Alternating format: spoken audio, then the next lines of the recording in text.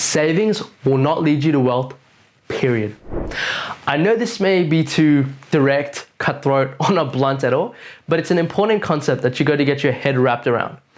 And the reason why I say this is because so many people are still confused or they're unsure because they keep focusing on saving, or they think that's the only part of the solution, but that's completely wrong, and I'll explain why. Let's say you earn 60K before tax, which is the average Australian income. After tax, you're left with 50K. So I ask you, how much you think a guy earning that much would save? Not a lot, right?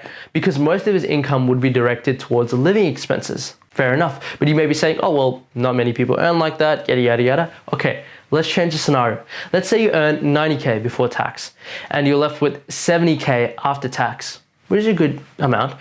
But a big assumption I'm making is that you don't increase your spending, which I'm pretty sure a lot of people have done. I've done it, including myself.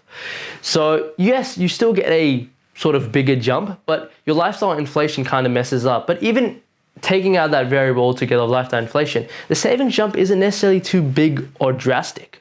The only way you could do it is by increasing your income, but then you'd be going into like top 20, 10% of incomes, which a lot of people want to achieve. Hence why I'm making this video. So if you want to find out your saving rate just before going on, you can check out this dope website called Networthify. But basically you can see what your savings rate is based on your income and how much you save per month or per year. You can change it around, and then you can see how long it'll take for you to retire based on your savings rate. It's quite cool and looks very visually awesome, so please check that out. Like I was iterating before, savings rate is only one part of the solution to a multivariate problem. There are other factors at hand, such as wage growth. The figure I found online through credible sources is wage growth has been averaging around 2.5% since the last 10 years. I've heard other figures like 1.5, 1.3, 1.7, things like that, but the overall scenario is that wage growth is lower than inflation, and eventually what happens is an exponential growth curve starts forming. So eventually there's a huge jump and a huge divide, and it keeps growing and growing and growing because the value of your money is slowly depleting. Fun fact, did you know that over 40% of the current US circulating currency was printed in 2020? Let that sink in. So simply 40% of the US dollar was printed in 1 year, which was 2020. Now imagine the effects this has on the power of your money and the whole economy as a greater holistic sense. Not good. Many people, surprisingly, despite being aware of these figures and numbers that are presented, still put money in their savings account. I'm not discounting the idea of savings, like keeping an emergency fund, as you should have an emergency fund between 6 to 12 months, depending on your risk profile and just your work profile in general. But after that, there's a sharp diminishing return because you're not really increasing your income. Like, what's the point of that money? Let's say you put it in a bank. The interest rate you're getting is subpar and is really, really, really below inflation. So you're effectively losing money by putting it there. So that's not a good idea. So what do we do? Let's move on to that. So what do we do to actually tackle this issue? Just before I go on, I don't want to discount savings rate and savings as a whole, as I iterated before, because if you're someone who can actually save a lot, you will do much better. Because there's a quote that I've heard before. A rich man isn't the man that possesses the most material wealth. A rich man is someone who requires the least. So think of it like that, someone who requires the least. And I think that's very interesting. But now let's move on. The first course of action is to address lifestyle inflation. Stop buying possessions which ironically make you their slave. It's funny, isn't it? I've seen way too many prominent professionals that earn a lot of money, but the expenses are way too much, that their income basically becomes redundant or useless compared to someone who may be earning a lot less, but they save simply more. And one may look like they're actually winning because they're buying a lot of fancy stuff, but in fact, their financial statement and their bank account reflects otherwise. The best way to tackle this is to simply do a budget. And I know this may sound quite boring and frustrating, but there's a really good way and a smart way to do a budget, which a lot of people should just do and focus in on that. Because I personally hate spreadsheets, going back to them again and again. Like, I like using them in some instances, but as for budget, you don't want to go like every day, every week back into it. There's so many better ways. And the best way to do that is just to pick one dedicated app. Like for instance, CommBank. I personally just use CommBank all the time. So like one bank. It doesn't matter if it's Combank, ANZ, NAB, they're all sort of implementing similar features. I just like Comsec's one because I like the user interface. But basically, you can put your income so it goes straight there. You can see how much you're getting from a cash flow point of view, and you can also categorize your expenses. Like it automatically does it, but if there's sometimes issues or it's a weird, like complex sort of transaction, you can categorize it.